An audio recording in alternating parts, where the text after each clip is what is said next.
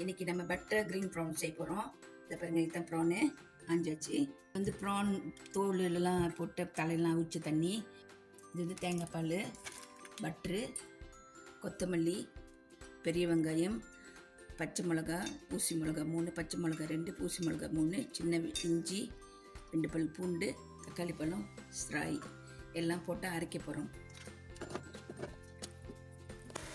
பாருங்க, உள்ள ஜாமான்லாம் கட்டினேன், அரைச்சிட்டேன். இனிமேல் எண்ணெய் ஊற்றிப்போம், பட்டர் போட போகிறோம். இந்த மாதிரி அரைச்சோன்னே ஊற்றிடலாம். இது நல்லா எண்ணெய் சுண்டி நல்லா இந்த பச்சை வடை போகிற வரைக்கும் நம்ம வெயிட் பண்ணணும். பாருங்க, நம்ம போட்ட அந்த பட்டர் கப்போட உள்ள வாசம் நல்லா இருக்குது. இந்த கொத்தமல்லி, ஸ்ராய் எல்லாம் போட்டு நல்லா வாசமாக இருக்குது. அது நல்லா திக்காக வரணும். திக்காக கொஞ்சம் வந்துட்டு நம்ம இது உடனே போட்டுடலாம். இந்த சட்டி யாருக்கு வேணுமோ, இது வந்து நான்ஸ்டிக்கு, பாருங்க ஒட்டவே இல்லை. உங்களுக்கு யாருக்கு வேணுமோ நீங்கள் எவ்வளோ பேக்கில் தட்டி வாங்கிக்கிங்க. பெருசு சின்னது எல்லாமே இருக்குது. இப்போ நம்ம ஊடான போட்டுக்குவோம்.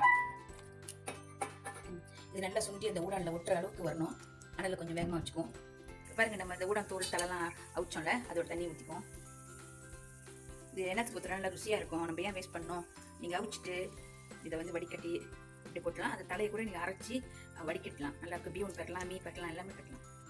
இது நல்லா சுண்டி வரட்டும். சுண்டி வந்தோடனே நம்ம தேங்காய் பால் ஊற்றிக்கலாம். அப்புறம் கொஞ்சம் உப்பு போடுவோம். கொஞ்சம் கல் உப்பு போடுறேன். நீங்கள் கல் உப்பு போட இவ்வளோ தான் போடணும். அப்புறம் நீங்கள் டேஸ்ட் பார்க்கலாம். நீங்கள் தூள் உப்பு போட்டிங்கன்னா கொஞ்சம் கவனமாக போடுங்க.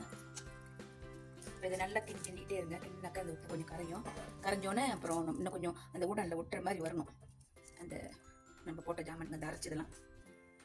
ஓகே, பாருங்க, ஒரு 10 நிமிஷம் நான் அப்படியே விட்டுட்டேன் ஸ்லோ ஃபயரில். பாருங்க, எடுத்துமா அப்படியே இப்படி ஒட்டிக்கிட்டு நல்லா இருக்குது. நம்ம வெறும் சோறு கூட சாப்பிடலாம்.